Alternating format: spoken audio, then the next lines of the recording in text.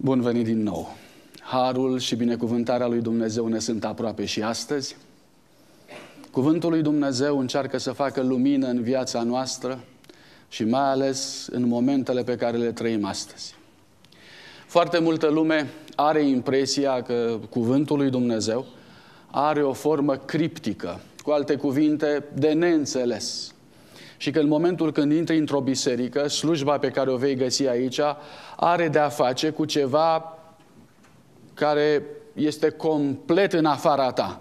Adică preotul își face slujba lui aici în față, iar lumea e în afară. Preotul are probleme cu cerul, cu lumile necăzute în păcat, cu totul alte lucruri, iar noi, în afară, dincolo de ușile bisericii, avem probleme legate de serviciu, legate de relația cu vecinii, cu copiii, cu faptul că avem sau nu avem bani până la salariul următor.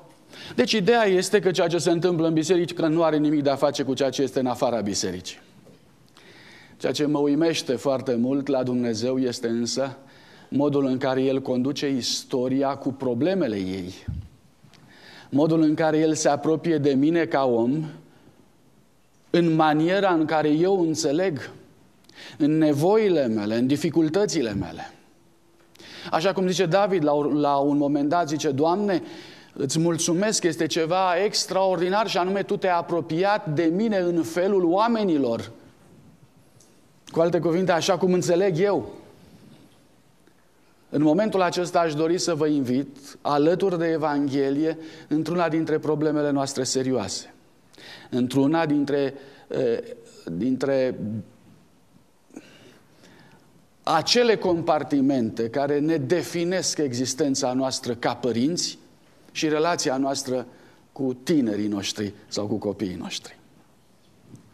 Înainte ca să deschidem Sfânta Scriptură, vă voi invita la o excursie în ceea ce înseamnă vremea pe care o trăim. Suntem aici în biserică o sumă de generații. Mai multe generații. Aș vrea să ne identificăm puțin și să vedem ce putem înțelege din încercarea de a ne identifica. Sociologii au încercat să eșaloneze generație după generație. Și după ce au eșalonat-o, au identificat-o și i-au pus un nume. Iată câteva din numele pe care le poartă ultimele generații. Nu știu dacă dumneavoastră vedeți, scrisul este cam mic, probabil, dar aș vrea să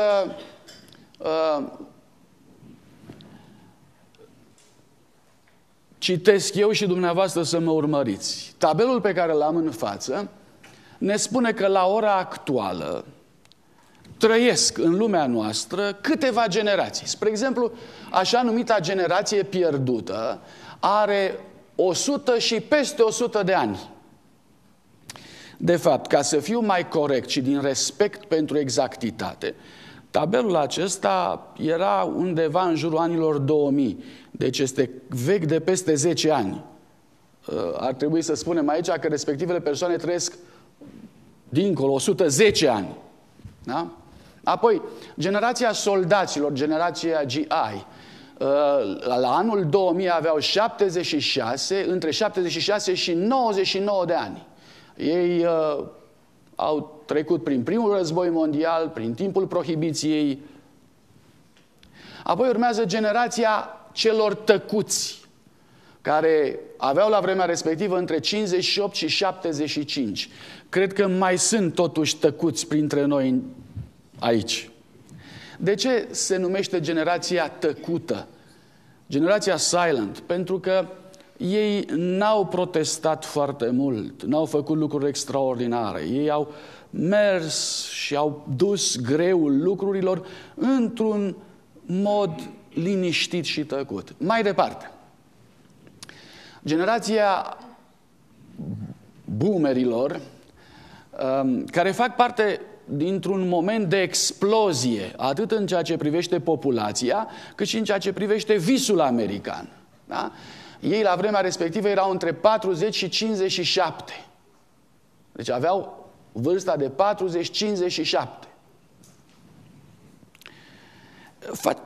Generația aceasta este generația părinților mei. Dacă v-aș întreba câți dintre dumneavoastră faceți parte din generația aceea, probabil câțiva ați ridica mâna totuși. Apoi generația X. Pe vremea respectivă era între 19-39 de ani. Este generația mea.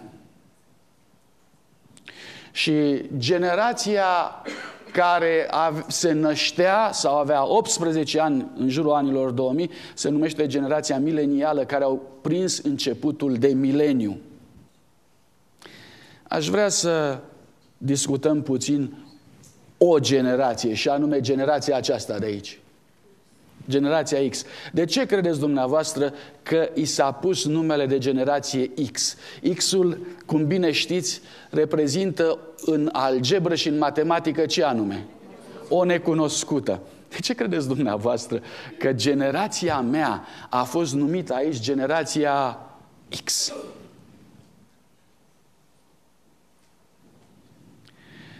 Sociologii au observat că generația mea a experimentat o puternică criză de personalitate, o puternică criză de identitate.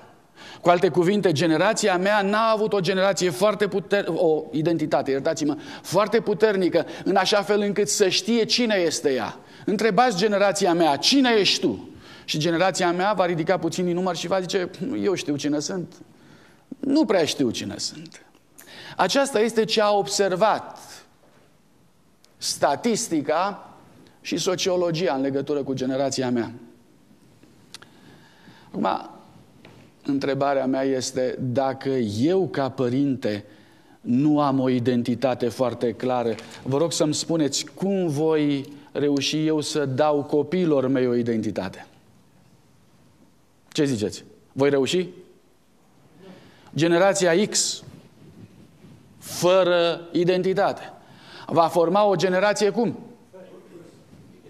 Cu probleme de identitate. Cineva spunea, va forma o generație Y, ceea ce înseamnă o ecuație cu câte necunoscute? Cu două. Până acum am avut o singură necunoscută, acum avem două necunoscute.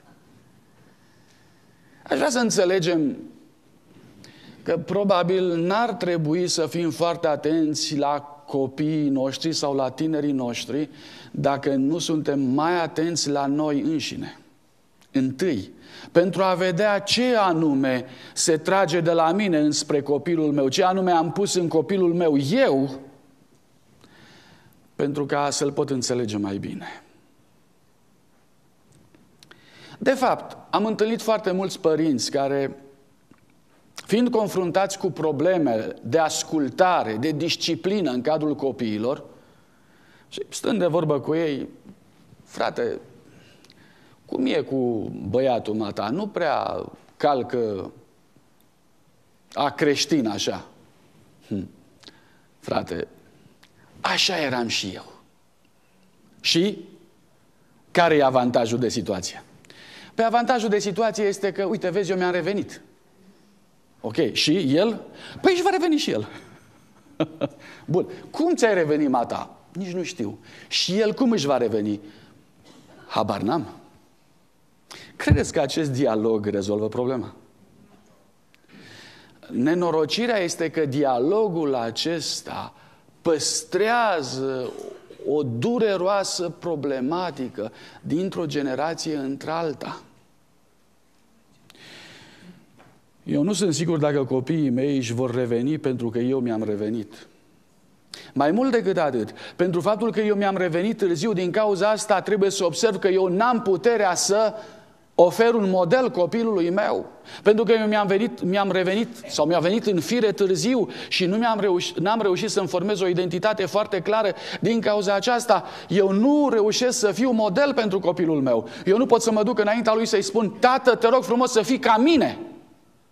Nu, eu îi spun, tată, te rog frumos să nu fii ca mine, să nu fii nici ca tine, dar ca cine să fiu tată?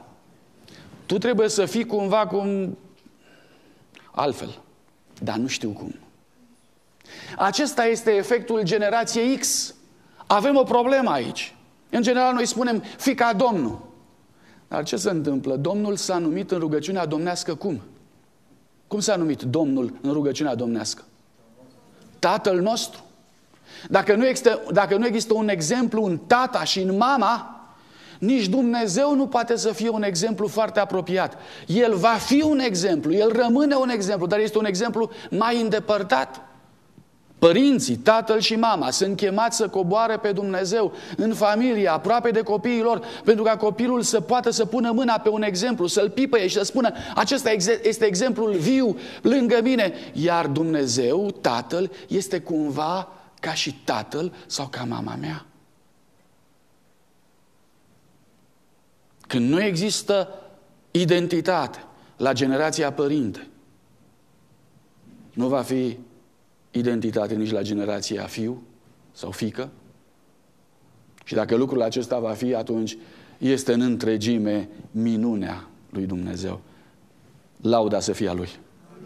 Lauda să fie a Lui pentru că ne scoate din această situație de multe ori și are milă de copiii noștri, deși noi n-am meritat. Nu generalizez, dar încă o dată, sociologia, psihologia ne identifică într-un mod în care ar trebui să fim alarmați de poziția noastră. 2. Aș vrea să înțelegem mai mult despre această comparație a generațiilor și îi rog pe frații mei de la media să pregătească al doilea slide. Vă rog să observați, aici avem generația X și aici avem generația milenială sau copiii noștri. Aici ni se spune care sunt evenimentele istorice la care au participat și ei și noi. Puțină răbdare, ca să ne dăm seama de asemănări și deosebiri. Din punct de vedere economic, generația X a noastră a participat la un fel de stagnare și de inflație în același timp din punct de vedere economic, în timp ce copiii noștri au beneficiat de o creștere economică explosivă. În timp ce la noi a existat oarecare lipsă pe aici, pe acolo, ei beneficiază de abundență. Abundență. Iar dacă cumva dumneavoastră ați venit din România comunistă, atunci nu se mai compară, pentru că generația X de aici a trăit într-o lipsă programată, organizată, disciplinată, implementată printr-un program foarte bine pus la punct. Da? Eu am avut un singur costum cu care mergeam și la biserică și la școală.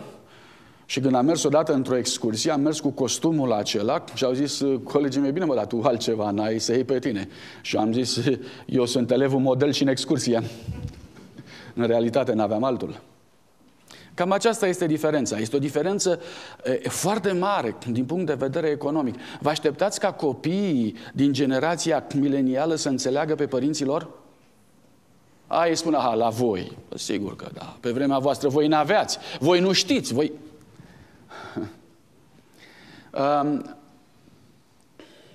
Să mergem mai departe pentru ca să câștigăm timp. Din punct de vedere al tehnologiei, generația X au prins programele de televiziune prin cablu, casete și CD-uri, VCR-uri, tranzistoare și calculatoare. Aceasta a fost tehnica pe vremea noastră. Comunicarea s-a îmbunătățit destul de rapid. Am comunicat între noi foarte bine, dar uitați-vă ce se întâmplă în vremea de acum. Programe de televiziune interactive, streaming and MP3-uri. Ce este asta? Asta înseamnă că tinerii noștri, copiii noștri, își duc televizorul cu ei în buzunar. Ei n-au un moment de fără tehnologie. Nu există treaba asta. Nu există. În continuu ei sunt conectați prin acest sistem la informații care le trebuie sau care nu le trebuie.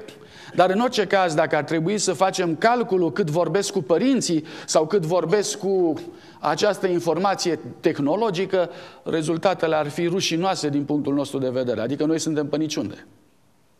În continuu ei sunt conectați la informații tehnologice.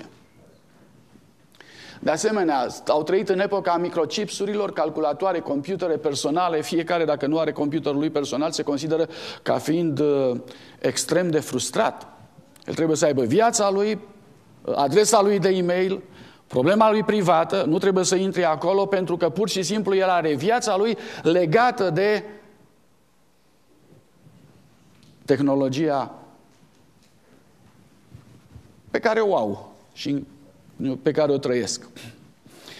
Din punctul acesta de vedere, cele două generații încep puțin să se distanțeze. Tehnica a făcut salturi uriașe și de foarte multe ori tinerii spun așa: îmi pare rău, tată, dar ești puțin cam în urmă. Vrei să-ți arăt eu ce este un MP3? Ce vrei să-ți spun la computer eu?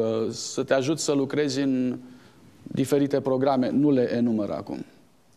Și este foarte bine, părintele se simte foarte bine, inima îi crește, copilul meu, evident. Rămâne să ne gândim la aspectul acesta.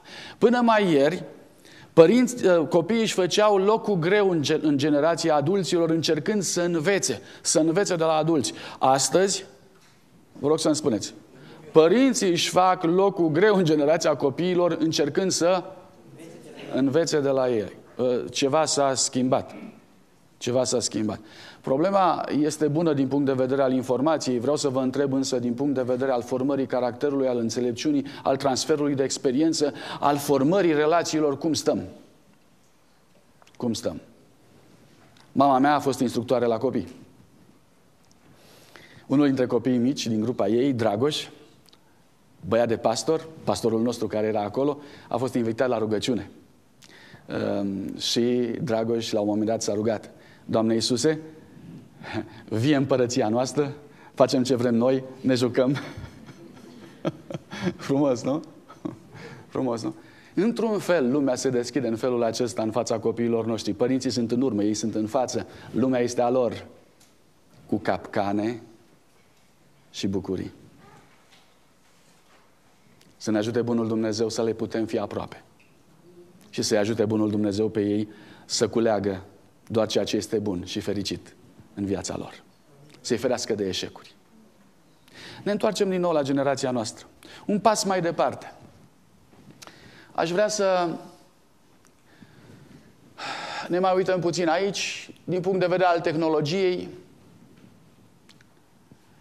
Generația noastră, cuptoare cu microunde, unități de aer condiționat, ei, copiii noștri, produse globale, nu se mai fabrică doar într-o țară, se fabrică de peste tot, parcă tot vine din China, parcă tot vine din Taiwan, dar totul este același lucru. Microbuze, SUV-uri, mâncare adusă acasă, nu își mai pregătește nimeni acasă. Mâncare adusă acasă, la restaurant. De asemenea, microcontrol, cu alte cuvinte, nu doar aer condiționat, nu, ci totul este computerizat în așa fel încât să ai temperatura optimă. Lucrurile pot să se îmbogățească din punct de vedere informativ. Aș vrea însă să vedem puțin ce se întâmplă din punct de vedere al relațiilor de familii. Familiile cu un singur părinte. În timp ce generațiile din urmă obișnuiau să aibă o familie cu tată și mamă și copii, astăzi avem probleme din ce în ce mai mari. Numărul familiilor cu un singur părinte crește vertiginos. Aș vrea să observați dumneavoastră, statistica este luată din anii 1940 până în anul 1998. Vă rog să observați, această zonă sunt copiii fără niciun părinte. Zona a doua, copiii doar cu tată. Zona a treia, copiii doar cu mamă. Aici este copiii cu mamă care s-a separat. Aici mame divorțate și mame văduve. Observați că problema văduvelor a scăzut foarte mult. Ce a crescut în schimb? Au crescut foarte mult mamele divorțate. De asemenea, mamele care nu s-au căsătorit niciodată și de asemenea, într-o oarecare măsură, a crescut destul de mult copiii care au doar tată. Ce se întâmplă aici?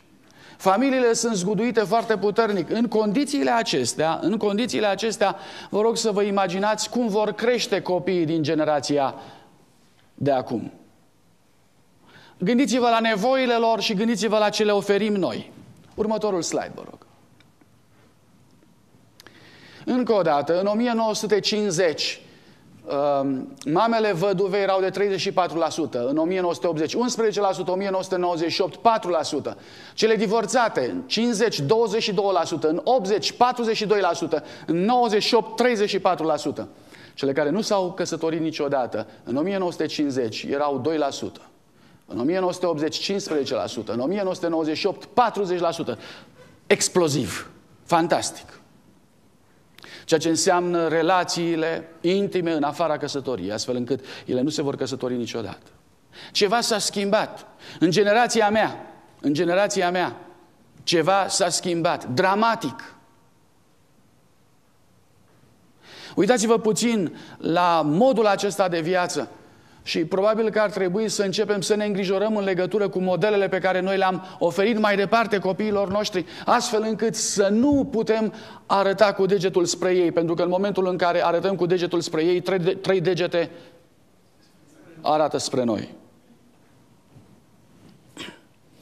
Mamele care muncesc în condițiile acestea.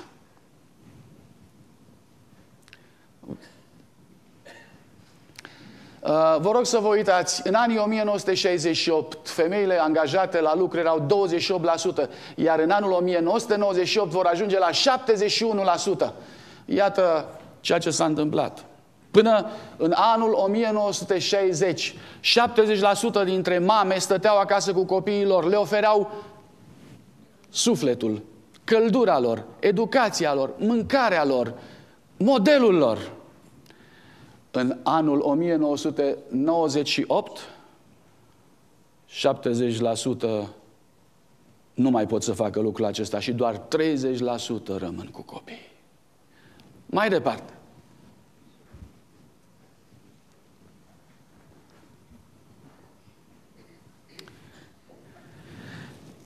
Școala.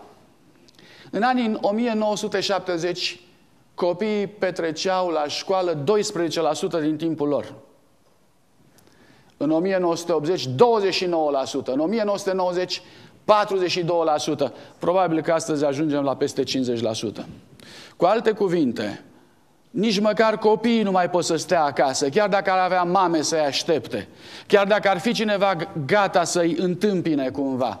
50% din copiii noștri nu mai pot să stea cu părinții lor pentru că ei înșiși sunt angajați în programe de școală cu scop educațional, în primul rând informațional, nu din punct de vedere al caracterului. Cu alte cuvinte, la școală profesorul îi are grijă de elevul său pentru a-l informa, nu pentru a-l pregăti din punct de vedere al caracterului. Nu.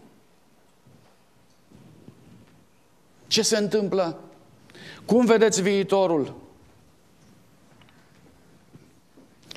Rezultatul acestei separări, ca să zic așa, este foarte ușor în ultimul slide pe care îl vom prezenta în după amiaza aceasta.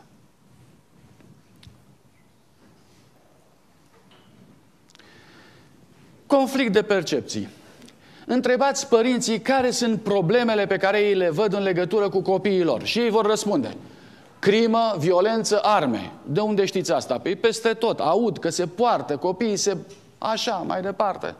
Întrebați copiii care este problema în legătură cu ei și generația lor. Și ei vor spune, școala e o problemă, temele e a doua problemă, cineva care în continuu te cicălește, asta e cea mai mare problemă. Vă rog să observați și vă rog să încercați să uniți cele două percepții și veți vedea că e foarte greu. E foarte greu. Percepțiile în legătură cu ceea ce este primejdios, percepțiile în legătură cu ceea ce este păcătos, percepțiile în legătură cu ceea ce este rău s-au schimbat. Nu mai avem aceleași percepții. Dați-mi voie să sumarizez puțin. Vă amintiți nevoile adolescentului, cam care ar fi? Sau nevoile tânărului? Prima nevoie este respectul de sine. El are probleme cu sinele său, încearcă să intre în lumea aceasta să-și facă loc și una dintre primele probleme cu care el este confruntat este faptul că el are nevoie să-și dea seama că el are o valoare. Atunci când el încearcă să-și ia valoarea lui de undeva, el se îndreaptă în primul rând, cel puțin la primii ani ai lui, se îndreaptă spre părinții lui. Și când se îndreaptă spre părinții lui, își îndreaptă rădăcinile spre ei, ce găsește acolo? Găsește acolo generația X. Ce înseamnă generația X? Fără identitate, confuză, cu destul de puțin respect. De unde își va lua tânărul respectul său? 2. Dincolo de criza de identitate sau respect, tinerii au nevoie de comunicare. Au o teribilă nevoie de comunicare. Un tânăr comunică 8 ore pe zi. 8 ore pe zi, aceasta statistic. Știți cât timp consumă cu adulții?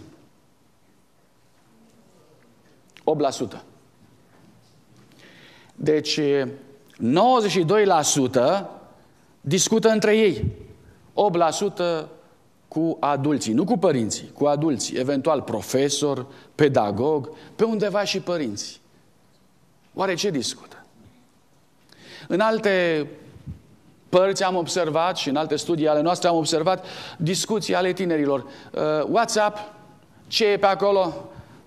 Oh, nothing. Cool. Ok, bye.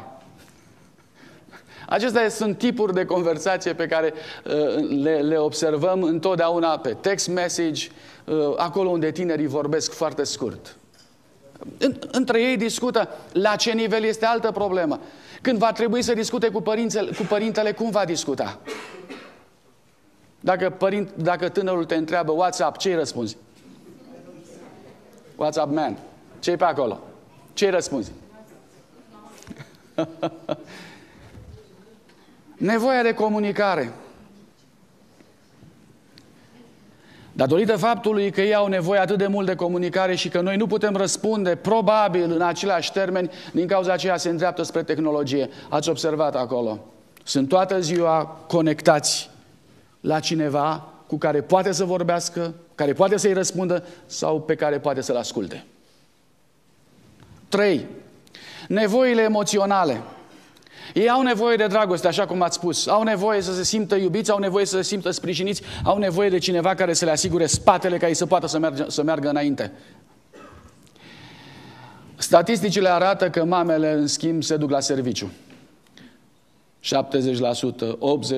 80% merg la serviciu. Părinții merg la serviciu. Cu cine să-și împărtășească emoțiile?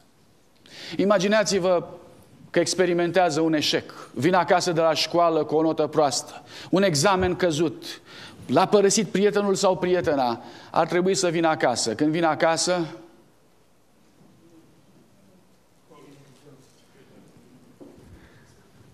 aprind televizorul. Și așa nu e nimeni acasă. Și așa nu e nimeni acasă. Mi-aduc aminte, mama mea se ducea la serviciu de sâmbătă seara până luni la ora 3. Gardă continuu. Când venea acasă, Vali, te rog frumos, liniște. Mă doare capul, am și eu nevoie să mă odihnesc. Când să stăm de vorbă? Am o fotografie în care tatăl meu mă lua pe genunchii lui și stăteam de vorbă amândoi, încercând să suplimenteze ceea ce mama nu reușea datorită faptului că muncea foarte mult. Cine suplimentează într-o familie lucrul acesta? Cine? Sunt probleme. Nu este simplu. Nu este simplu să fii părinte. Este dificil să fii părinte. Uneori tatăl meu, pentru ca să reușească să aibă timp mai mult cu mine sau eu să am timp mai puțin de alte lucruri, mă punea la muncă și îmi spunea: Vali, hai, hai, ia să muncim împreună. Și mă lua împreună la muncă și îmi făcea bine. Mai putem lucra împreună cu copiii azi?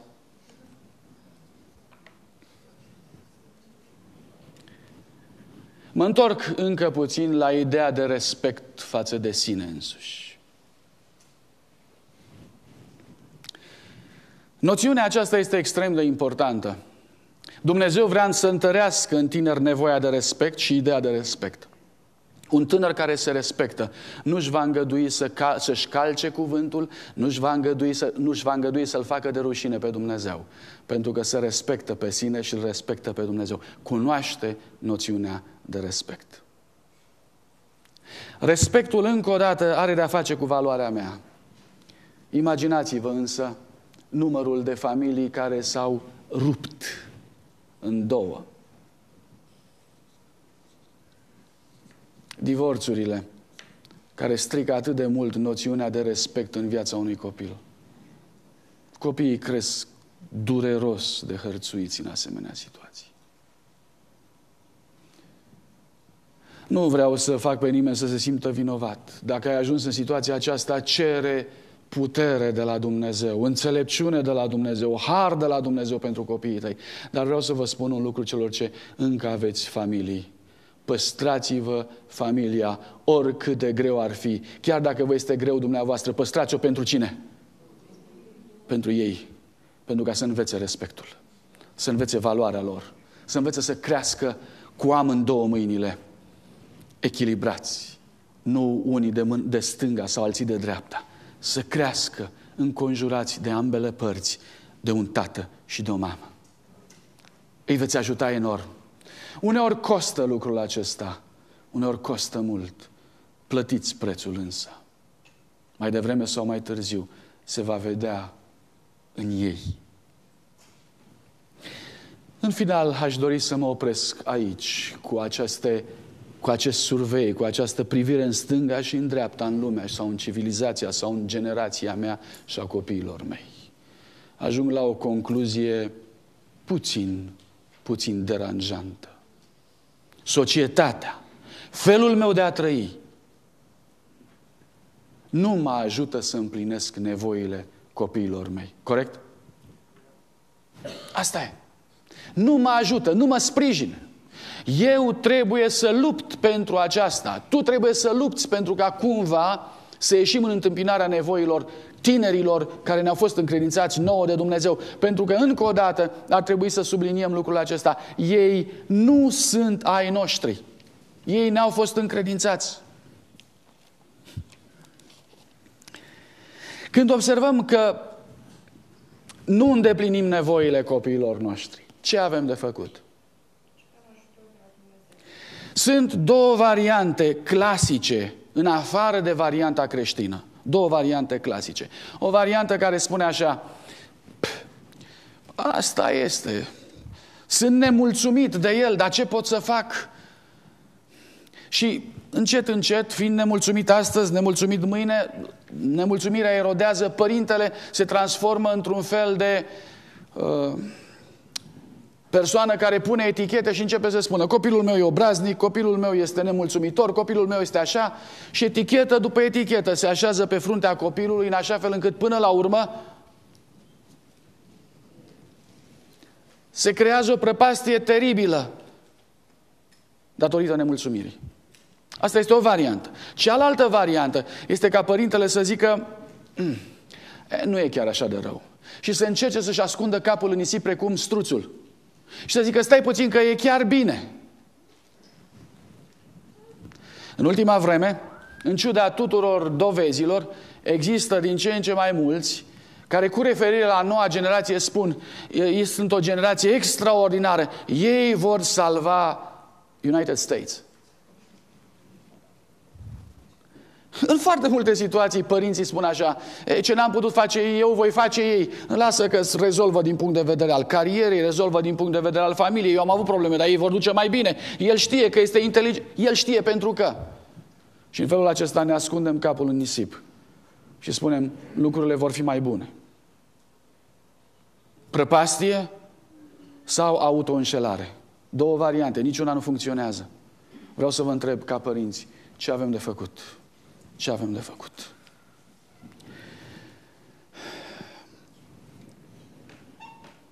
Varianta a doua este o variantă care apare din ce în ce mai frecvent între noi. Și anume, părinții spun, copiii noștri sunt copii minunați. Sunt?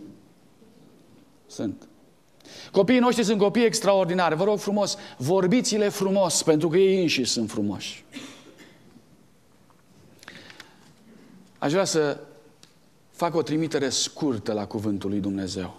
Copiii noștri sunt răscumpărați de sângele lui Iisus Hristos.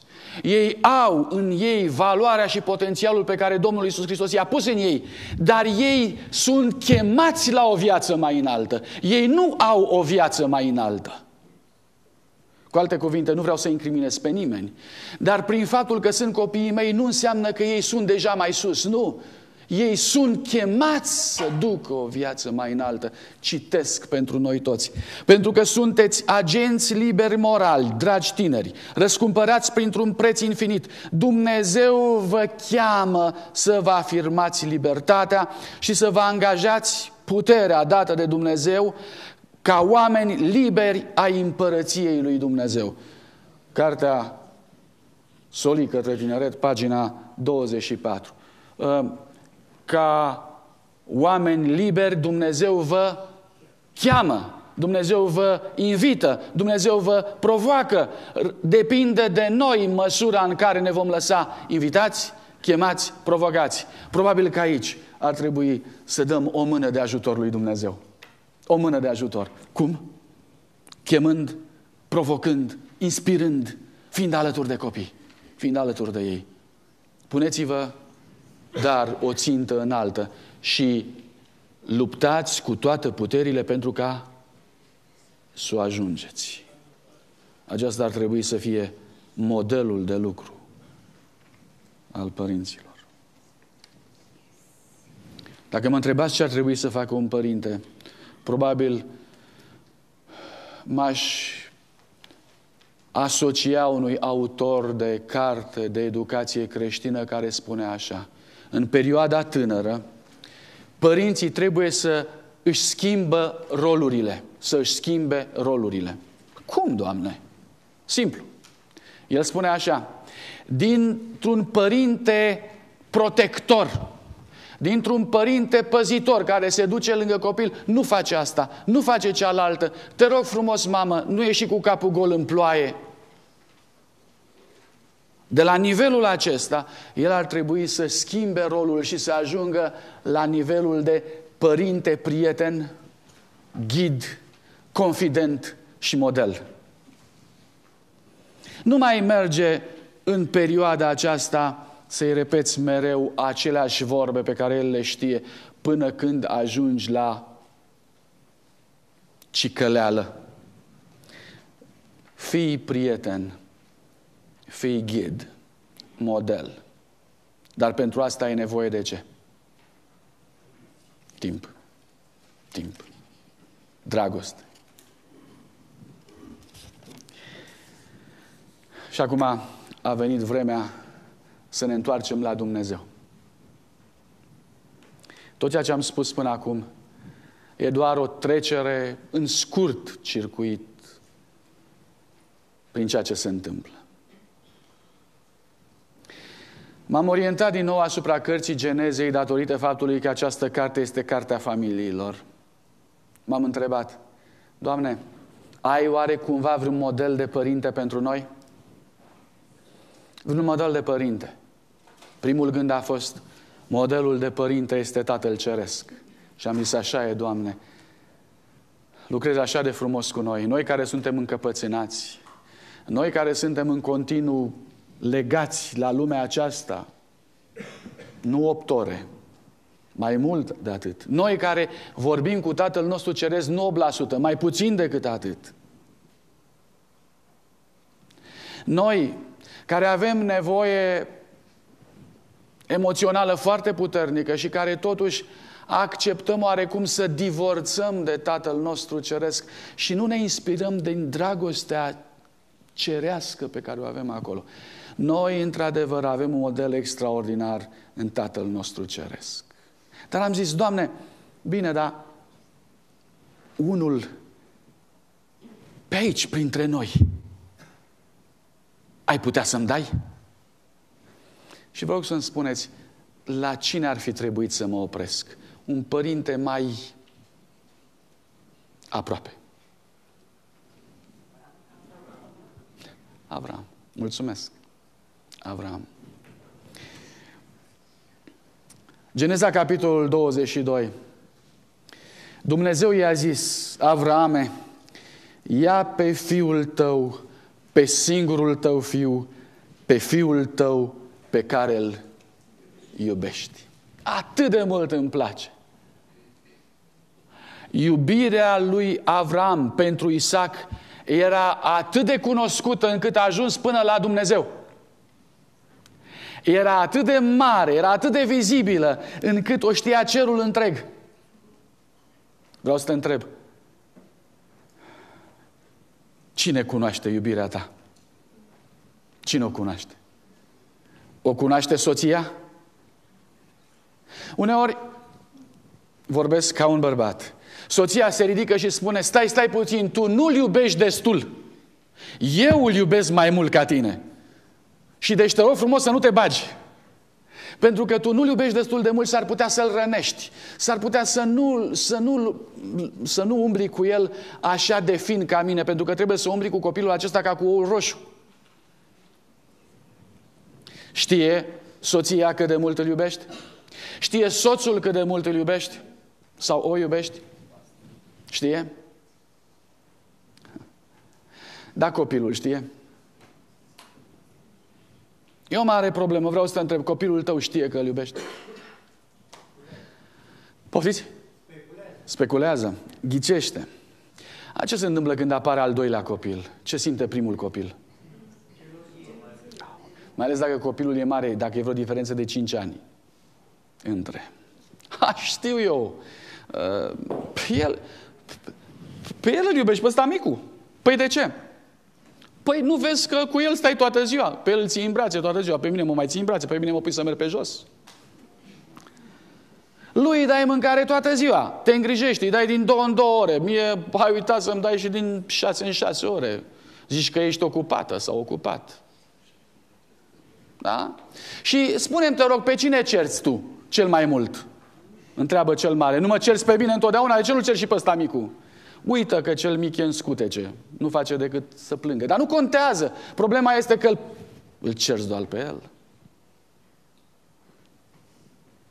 Și când e mare, lucrurile se amplifică și același scenariu crește.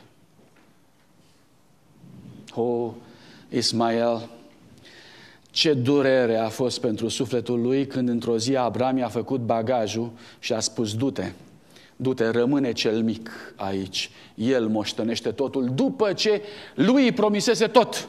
Ce durere teribilă. Teribil trebuie să fi fost. Revin la întrebare. Oare știe copilul cât de mult îl iubești? Oare știe copilul că pe el îl iubești ca pe unicul tău fiu? Ca și cum ar fi unicul? Știe lucrul ăsta? E așa de greu. Iubirea se manifestă în forme ciudate, foarte diferențiate. Iacob a avut și el, nu 1, nu 2, a avut câți? 12 băieți și o fată. Și la un moment dat, la cel mai mic dintre ei, pe vremea aceea, i-a făcut, ce i-a făcut? O haină pestriță. Așa, în glumă, vreau să vă spun. Probabil că peticele erau luate din ceea ce rămăseseră de la hainele celor mari. I-a făcut o haină pestriță. Și pentru că era cel mai mic, era cel mai fragil, l-a și iubit cel mai mult. Vă amintiți ce s-a întâmplat? Vă amintiți ce s-a întâmplat? Ceilalți s-au ridicat și au reclamat simplu că ei nu sunt iubiți. Și problema neiubirii sau cine este cel mai iubit într-o familie a fost problema cea mai teribilă care a sfâșiat vieți, familii, istorii de atunci până acum. Lupta pentru dragoste. Dumnezeu are o dreptate imensă, veșnică, atunci când îi spune lui Abraham: ia pe Isaac, pe fiul pe care îl iubești. Poți să ai 7, poți să ai 8 copii, dar fiecare dintre ei este fiul pe care îl iubești. Este singurul tău fiu. Câtă nevoie are lumea de dragoste. Și chiar dacă mergi la lucru, și chiar dacă ești despărțit, și chiar dacă ai probleme, și chiar dacă te copleșește viața, nu uita să știe toată lumea cât iubești. Să știe toată lumea cât suferi iubind. Să știe toată lumea că aceasta e realitatea. Nu renunța la dragoste niciodată, pentru nimic. Apoi cuvântul lui Dumnezeu spune: după ce că îl iubești atât de mult, ia-l și vino cu el, adu-l ardere de tot, fă-l cenușă. De ce, Doamne? De ce să ți-l dau ție, Doamne? Spune, de ce să ți-l dau ție? Nu vreau să te întreb ce faci cu el, dar vreau să te întreb de ce să ți-l dau ție. Spune-mi, de ce, Doamne? Poftim? Pentru că e al tău. Când o mamă sau un tată va oferi lui Dumnezeu înapoi copiii care i-au fost încredințați? Când? Când? Când un tată sau o mamă va putea spune la un moment dat: Doamne, iată-l, este al tău, ia-l. Este atât de greu uneori. Era înainte de Revoluție în România unul dintre prietenii noștri din biserica micuță în care am crescut. A trebuit să meargă în armată. Acolo, prin faptul că n-a ieșit la muncă în sabat,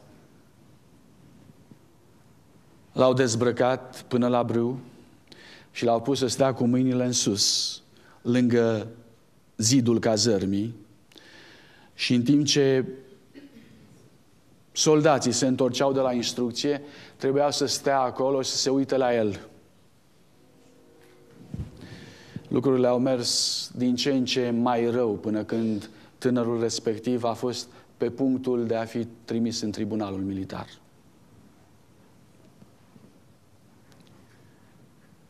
Era într-o zi de sabat. Urcam cele 2 trepte ale bisericii noastre. Tatăl tânărului venea din stânga, eu veneam din dreapta. Tatăl tânărului venea cu lacrimi în ochi. Băiatul lui suferea. Eu veneam din partea aceasta. Prietenul meu reușea să stea lângă Dumnezeu. Eu eram bucuros și plin de încredere. Tatăl plângea.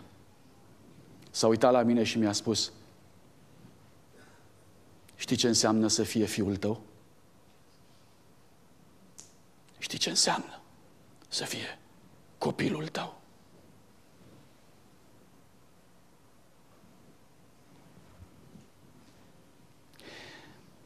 Tinerii au o altă percepție între ei. Părinții au o altă percepție. Mi-aduc aminte de un moment în istoria poporului Israel. Israel și Iuda stăteau față în față să se lupte. Și au zis: hai să evităm vărsarea de sânge. Alegeți voi 12 tineri de la voi și noi 12 tineri de la noi. Au ieșit 12 dintr-o parte, 12 în alta. Au înaintat unul spre altul. În 5 minute toți au fost morți. Care a fost singura mișcare pe care au făcut-o fiecare dintre tineri? Vă amintiți? Scrie în Scriptură. Zice așa: l-a apucat pe celălalt și a băgat sabia în el. Scurt. Atât. Nu l-a interesat propria lui viață. Niciunul dintre tineri nu s-a apărat. Toți tinerii au atacat. Importantă era ținta. Spuneți-mi, dacă ar fi fost acolo un părinte, cum ar fi procedat? Prima dată, apără-te. Pe urmă vezi ce faci. Aceasta este diferența. Aceasta este diferența. Tinerii noștri, o, Doamne, ce tineri frumoși! Cât entuziasm! Cât se pot entuziasma pentru cauze nobile! Puneți-le față în față cerul și veți vedea că nu le pasă nici de viața lor, nici de viața celor din jur. Le pasă doar de un singur lucru, le pasă de chemarea nobilă pe care Dumnezeu le-a făcut-o. Atât. Încercați să faceți lucrul acesta, încercați ca ei să vadă pe cel ce este nevăzut. Atât. Dumnezeu spune, adu-mi-l mie în mâna mea. Lui Avram i-a fost frică să-l aducă acolo în mâna lui Dumnezeu. I-a fost frică, a crezut că acolo Isaac va muri.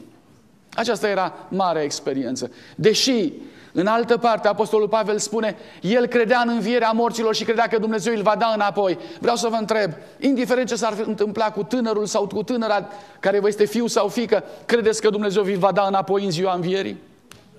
Asta este important. Va fi acolo. Și Apostolul Pavel spune mai departe, căci pe drept vorbind, când s-a întors de pe muntele Moria, că a înviat din morți, l-a primit înapoi.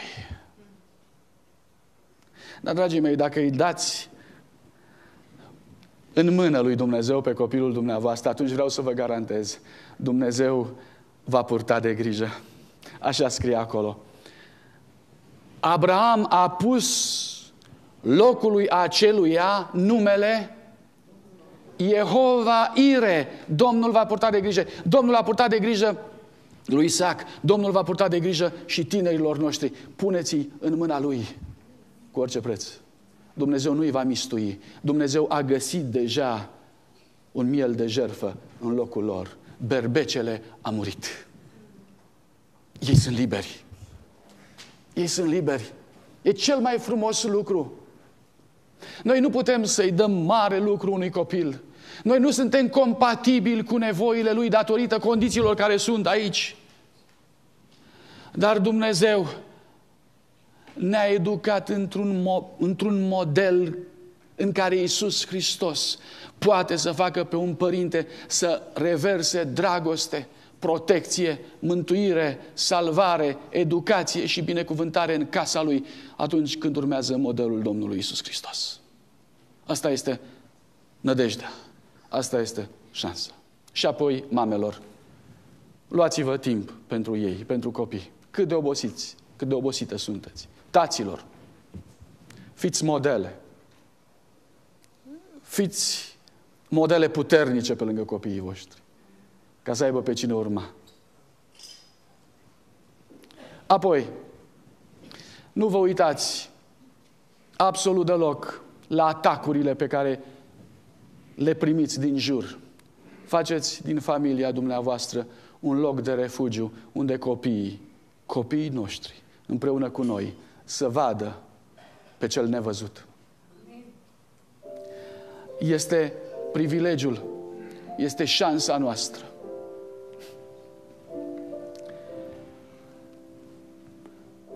Trei zile au mers până la Moria. 3 zile. Ce-ar fi vorbit pe drum? Scrierile inspirate spun că Avram a fost neobișnuit de tăcut. Iar Isaac i-a respectat tăcerea. I-a respectat tăcerea. A văzut dincolo lupta părintelui. Ce legătură între ei doi. Ce frumos. După 3 zile, Isaac întreabă, tată, lemnele sunt, focul este, unde-i mielul? Tatăl se uită la el și spune, nu știi? Nu știi că întotdeauna Dumnezeu ne-a purtat de grijă? Vreau să vă întreb, știu copiii noștri asta? Știu că întotdeauna Dumnezeu ne-a purtat de grijă familiilor noastre. Știu ei că întotdeauna ne-a purtat de grijă vieților noastre. Știu ei că întotdeauna le-a purtat de grijă lor. Știu ei lucrul ăsta. Jehova Ire. Dumnezeu e Dumnezeul care le va purta și lor, pentru că ne poartă și nouă. Dar puneți-i în mâna Lui. Nimic din societatea aceasta nu va putea acoperi sau compensa mâna lui Dumnezeu. Educația, bogăția, banii, prietenii, nimic. Toate se duc. Dacă vreți ca copiii să ne rămână, puneți-i într-o mână care n-a pierdut nimic niciodată. Amin.